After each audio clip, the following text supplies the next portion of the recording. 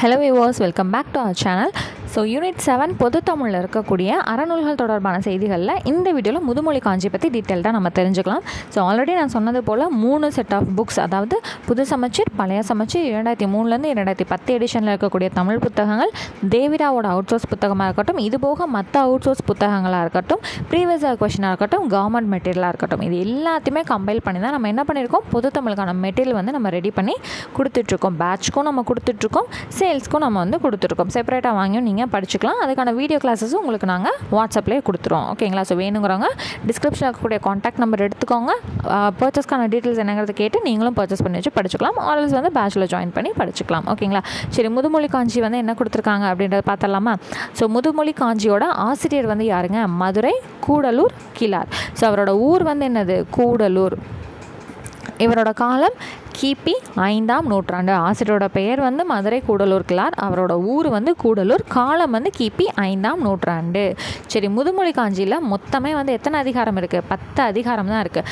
ஒவ்வொரு அதிகாரத்துக்கும் 10 பாடல்கள் வந்து இருக்குது. அப்போ 10 × 10 எத்தனை? 100 பாடல்கள் வந்து முதுமொழி காஞ்சியில் வந்து இருக்குது. சரிங்களா? முதுமொழி காஞ்சியில் 100 பாடல்கள் இருக்குது. அதிகாரம் 10. ஒவ்வொரு அதிகாரத்துலேயும் 10 பாடல்கள் வந்து இருக்குது. சரியா? அவ்வளோதான், ரொம்ப சிம்பிள். இது வந்து என்ன பாவகை? குறள், தாளிசை. சரிங்களா? சரி, முதுமொழி காஞ்சியோட வேறு பெயர்கள்ங்கிறது வந்து ரொம்ப இம்பார்ட்டன்ட். இந்த அறவுரை கோவைங்கிறது குரூப் 2லேயே நமக்கு ரிப்பீட்டடாக வந்து கேட்டிருக்காங்க. அடுத்து அறிவுடைய கூற்று, ஆத்திச்சுடியின் முன்னோடி. இந்த 3 சொல்ல வேறு பெயர்களில் இந்த அறவுரை கோவைங்கிறது வந்து நமக்கு ரொம்ப இம்பார்ட்டண்ட்டான பேர். சரிங்களா?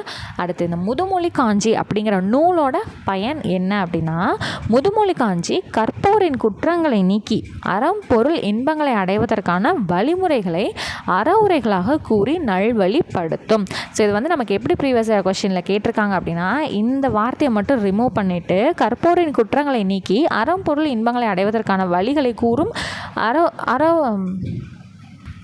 அறிவுரை கூறும் நூல் எது அப்படின்னு கேட்குறப்போ முதுமொழி காஞ்சி அப்படிங்கிறத நம்ம பிக் பண்ணணும். ஸோ இது வந்து ப்ரீவியஸ் கொஸ்டினில் நமக்கு கேட்டிருக்காங்க. ஓகேங்களா?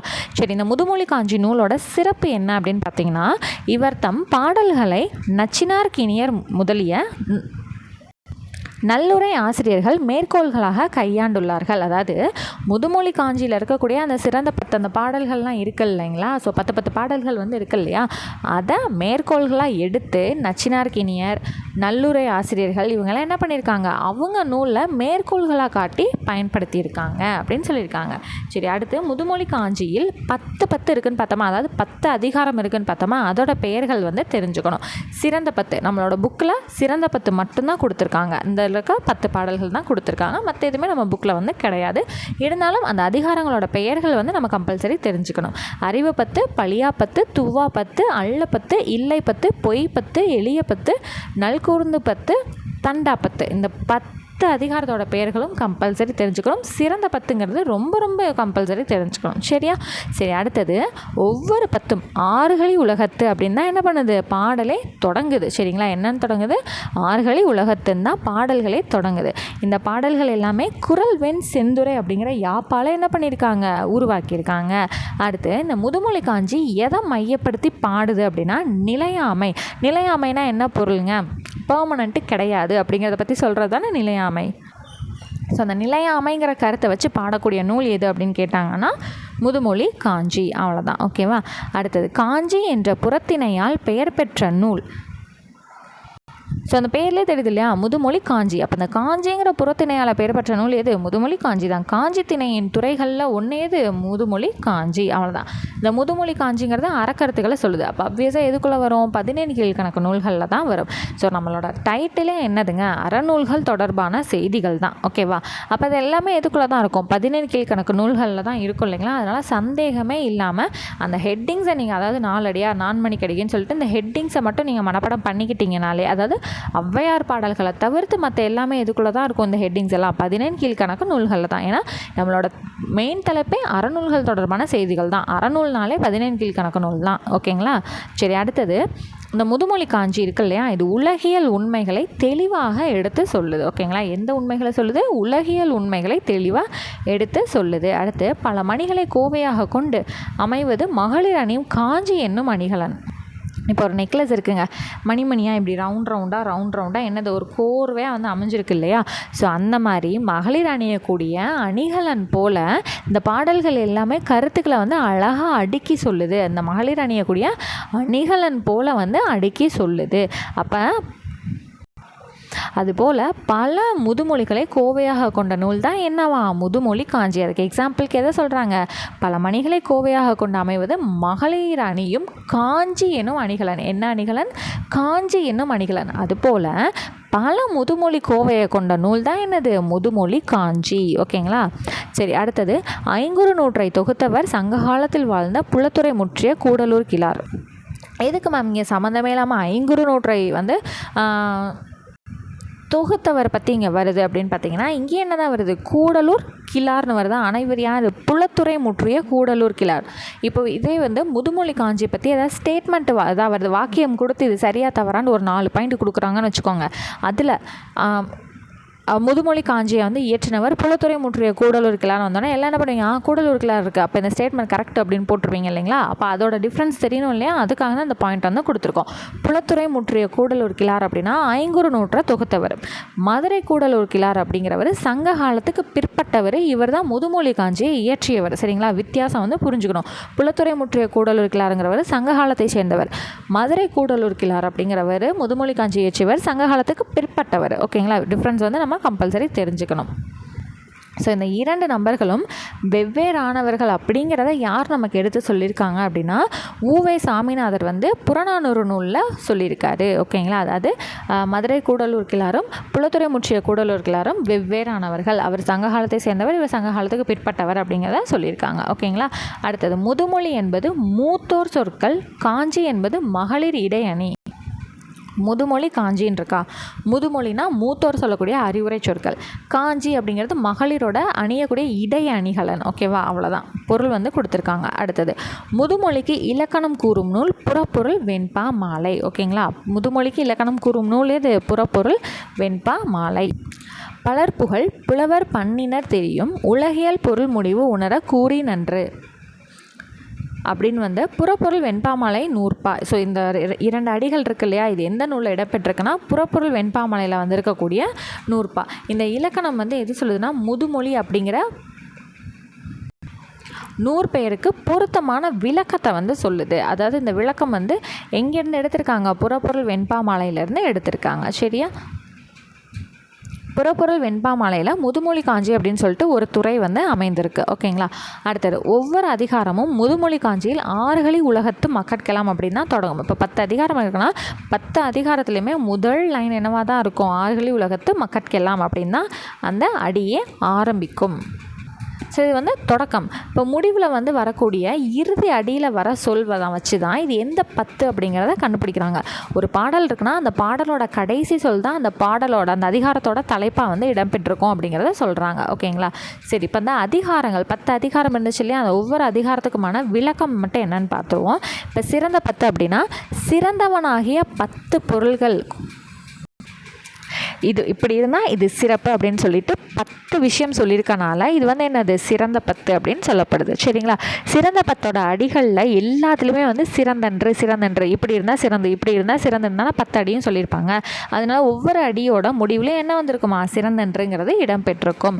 10 அடிகளில் ஒவ்வொரு அடியிலும் ஒவ்வொரு சிறந்த பொருளை கூறி அதைவிட சிறந்த இன்னொரு பொருளை கூறி விளக்குவது சிறந்த 10இன் சிறப்பு. இப்போ முதல் வரியில் ஒரு சிறப்பை சொல்லிடுறாங்க, 2வது வரியில் முதல் வரியை விட இன்னும் என்ன சிறப்புன்னு சொல்லுவாங்க. அப்போ அடுத்து 9வது வரியை விட 10வது வரி வந்து என்ன இன்னும் சிறப்புங்கிறது. இந்த மாதிரி ஒரு அடிக்கு அடுத்து வந்து இன்னும் சிறப்பாக தான் வந்து போயிட்டுருக்குமா. அதனால தான் இது என்னது? சிறந்த 10 அப்படின்னு சொல்லி நமக்கு பெயர் வந்து கொடுத்துருக்காங்க. அடுத்தது அறிவு 10.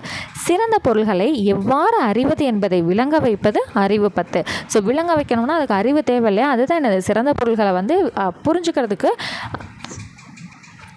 எப்படி அறிவதுன்னு சொல்கிறனால அது என்னது? அறிவு 10. அடுத்தது பழியா 10.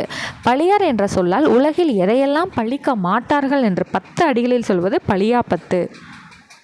ஓகேங்களா. ஸோ அந்த ஹெட்டிங் இருக்கும்போதே நமக்கு வந்து புரிஞ்சிடும். துவா பத்து அப்படின்னா எவையெல்லாம் நீங்காது என்பதை சொல்லும் அதிகாரம் துவா பத்து. எதெல்லாம் நீங்காதுன்னு சொல்லக்கூடியது. அள்ள பத்து அப்படின்னா வாழ்க்கையில் அல்ல அல்ல என்று கூறும் முறையால் நீதிகளை சொல்வது. சரிங்களா. ஸோ இது இல்லைப்பா இதுதான்ப்பா நீதி அப்படிங்கிறது. அடுத்து இல்லை பத்து அப்படின்னா இல்லை என்பதை கூறும் பத்து, முதுமொழிகளை உடையது இல்லை பத்து. அதாவது நீங்கள் சேர்த்து வாசிக்கிறதுல தாங்க பொருள் புரிகிறது. இல்லை என்பதை கூறும் 10 முதுமொழிகளை உடையது இல்லை பத்து. எதெல்லாம் இல்லை, நோ மீன்ஸ் நோ அப்படின்னு சொல்கிறோம் இல்லைங்களா. ஸோ அதுதான். அடுத்தது பொய் பத்து. பொய் கூறும் 10 முதுமொழிகளை உடையது பொய் பத்து. சரிங்களா. பொய் எதுலலாம் பொய் வந்து இருக்குது அப்படிங்கிறது. அடுத்தது எளிய பத்து. எளிமையை வந்து கூறக்கூடிய பத்துங்க. நல்கூர்ந்த பத்துனா வறுமை நிலைகளை விளக்கக்கூடியது. அவ்வளோதான். தண்டா பத்துனா தவறாமல் வந்து இதெல்லாம் இருக்கணும்னு சொல்லக்கூடியது என்னது, தண்டா பத்து. அவ்வளோதான். 10 இருக்குது இல்லைங்களா. சிறந்த பத்துனா ஒன்று விட இன்னொன்று சிறப்பு, அதை விட இன்னொன்று சிறப்புன்னு வந்து 10 வரியில் வந்து சொல்லியிருக்காங்க. அதுதான் என்னது சிறந்த பத்து. அறிவு பத்துனா எது சிறப்புங்கிறத புரிஞ்சுக்கிறது தான் என்னது அறிவு பத்து. பழியா பத்து அப்படின்னா இதெல்லாம் வந்து பழிச்சொல்லுக்கு வந்து ஆகிறது, இது வந்து பழிக்க மாட்டார்கள்னு வந்து விளக்கக்கூடியது. துவா பத்துனா எதெல்லாம் நீக்கணும்னு வந்து சொல்லக்கூடியது. அள்ள பத்துனா இது அன்று வாழ்க்கையில் இது இருக்கக்கூடாதுன்னு சொல்கிறது. இல்லை பத்துனா நோ மீன்ஸ் நோ, இல்லை அப்படிங்கிறதுக்கானது. பொய் பத்துனா பொய்மையை பற்றி சொல்லக்கூடிய பத்து. அடுத்தது வந்து எளிய பத்துனா எளிமையை பற்றி, நல்கூர்ந்ததுன்னா வறுமை நிலைகளை பற்றி, தண்டா பத்துனா தவறாமல் அப்படிங்கிறத பற்றி. சரிங்களா. அவ்வளோதான். மொத்தமாக எத்தனை 100 அடிகள் வந்து இருக்கு. சிறந்த பத்து வந்து நம்ம ஸ்கூல் புக்கில் வந்து கொடுத்துருக்காங்கன்னு சொன்னேன் இல்லைங்களா. ஆறுகளி உலகத்து மக்கட்கெல்லாம்னு தான் ஒவ்வொரு அதிகாரமும் ஸ்டார்ட் ஆகும். ஸோ இதில் வந்து இன்னொரு வார்த்தை என்ன பார்த்தோம், எல்லா அடிகளும் சிறந்தன்று சிறந்தன்று சிறந்தன்றுன்னு வரும். அப்போ இந்த 10லையுமே வந்து சிறந்தன்றுன்னே வந்து முடிஞ்சிடும். சரிங்களா. பார்த்தீங்களா. அப்போது நமக்கு ப்ரீவியஸ் கொஸ்டின் வந்து ஏதாவது ஒன்று இருக்குது எடுத்து பாருங்கள். இல்லை இப்போ அப்கமிங்கில் நமக்கு ஏதாவது கேட்குறாங்க. அப்போ சிறந்தன்றன்னு ஒரு வார்த்தை வந்துருச்சுனாலே இது எங்கேருந்து கேட்டது, முதுமொழி காஞ்சிங்கிறத ஈஸியாக சொல்லிடணும். அவ்வளோதான். ஸோ இதோட சொற்பொருளும் கொடுத்தாச்சு, அதுக்கான விளக்கம் ஒவ்வொரு வரிக்கான விளக்கமும் கொடுத்தாச்சு, ரீட் பண்ணி தெரிஞ்சுக்கணும். சரிங்களா. ஸோ அப்போ புக் பேக்கான கொஷின்ஸும் நம்ம கொடுத்துட்டோம், அதுக்கான ஆன்சர்ஸும் நம்ம இங்கே வந்து கொடுத்தாச்சு. ஓகேங்களா. ஸோ இப்போ இதை பேஸ் பண்ணி மேற்கோள்கள் வந்து என்னென்ன பயன்படுத்தியிருக்காங்க அப்படிங்கிறதுமே நம்ம அவுட் சோர்ஸ்லேருந்து உங்களுக்கு என்ன பண்ணியிருக்கோம் எடுத்து கொடுத்தாச்சு. ஸோ என்னென்னு பாருங்களேன். இசையிற் பெரியதோர் எச்சம் இல்லை. அப்போ இந்த இல்லை வந்துச்சுன்னா அது என்னது, இல்லை பத்துலேருந்து வந்திருக்கா. சரி. அடுத்தது ஈரமுடைமை ஈகையின் அறிவு. அப்போ இது அறிவு பத்து. அடுத்து இங்கே பாருங்கள் பழியா பத்து. இங்கே ஆறுகளி உலகத்து மக்கட்கெல்லாம்ங்கிறது காமனாக வரக்கூடியது. ஆனால் இங்கே அடுத்த லைனில் பார்த்தீங்கன்னா சிறந்தன்றன் இருக்கா. அப்போ அந்த சிறந்தன்றன் வந்துச்சுன்னா அது என்னது, சிறப்பு பத்து. அவ்வளோதான். அடுத்து இங்கேயும் சிறந்தன்றன் வந்திருக்கு. அப்போது அதே பாடலை சேர்ந்தது தான். ஓகேங்களா. ஸோ இந்த மாதிரி அந்த 10 என்னன்னு தெரிஞ்சிருச்சுன்னா இது எந்த அதிகாரங்கிறது நம்மளால் ஈஸியாக கண்டுபிடிக்க முடியும். ஆனால் பேசிக்காக அதிகாரங்கிறது நமக்கு கேட்க போகிறது கிடையாது. இருந்தாலும் ஜஸ்ட் சும்மா வந்து பார்த்து வச்சுக்கோங்க. ஸோ புக் பேக் வந்து 8 கேள்வி தான் இருக்குது இல்லைங்களா. முதுமொழி காஞ்சி என்பது டேஸ் திணையின் துறைகளுள் ஒன்று. காஞ்சி திணைங்கிறது நம்ம பார்த்தோம் இல்லையா.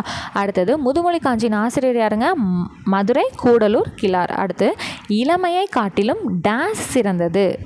ஸோ இளமையை காட்டிலும் நோயற்ற வாழ்வை சிறந்தது. இது நீங்கள் அந்த சிறந்த பத்து படிச்சிங்கனாலே உங்களுக்கு தெரியும். அடுத்தது முதுமொழி காஞ்சி டேஸ் அப்படின்னு வந்து சொல்லப்படுதுன்னா அறவுரை கோவை. ப்ரீவியஸ் கொஸ்டினில் கேட்டிருந்தாங்கன்னு சொல்லியிருந்தேன் இல்லைங்களா. அடுத்து கற்றலை விடவும் சிறந்தது என்னதுங்க, ஒழுக்கமுடைமை. ஸோ கற்றுக்கிறத விட ஒழுக்கமாக இருக்கிறது ரொம்ப முக்கியமானது. அடுத்தது பிடித்தெழுதுக. மக்கட்கெல்லாம்னா மக்கட்கு கூட்டல் எல்லாம். ஸோ இங்கே பார்த்தீங்கன்னா தெரியும், மக்கட்கு கூட்டல் எல்லாம். அடுத்து பிணியின்மைனா பிணி கூட்டல் இன்மை. இங்கே இருக்க பார்த்தீங்களா, இந்த மாதிரி தான் பிரிக்கணும். அடுத்து குலனுடைமைனா குலன் கூட்டல் உடைமை. அவ்வளோதாங்க. இந்த வீடியோ கிளாஸில் என்ன பார்த்தாச்சு, அறநூல்கள் தொடர்பான செய்திகளில் முதுமொழி காஞ்சி நம்ம கம்ப்ளீட்டாக முடிச்சாச்சு. ஸோ நெக்ஸ்ட் கிளாஸில் திரிக்கடுகம் பற்றின கம்ப்ளீட் டீட்டெயில்ஸ் வந்து நான் உங்களுக்கு சொல்லிக் கொடுக்குறேன். ஸோ இந்த மெட்டீரியல் உங்களுக்கு வேணும்னு நினச்சிங்கன்னா டிஸ்கிரிப்ஷனில் இருக்கக்கூடிய வாட்ஸ்அப் நம்பர் எடுத்து டெக்ஸ்ட் பண்ணி டீட்டெயில்ஸ் கேட்டு நீங்கள் பர்ச்சேஸ் பண்ணி வச்சு படிச்சுக்கலாம். ஸோ இப்போ தான் நம்மளோட சேனல் ஃபர்ஸ்ட் டைம் பார்க்குறீங்க அப்படின்னா மறக்காமல் சப்ஸ்கிரைப் பண்ணிக்கோங்க. பக்கத்தில் இருக்க பெல் ஐக்கானையும் ப்ரெஸ் பண்ணிக்கோங்க. மற்ற ஆஸ்பிரண்ட்ஸ்க்கும் நம்மளோட சேனலுக்கான லிங்க்கை ஷேர் பண்ணி சப்போர்ட் பண்ணுங்கள். தேங்க்யூ.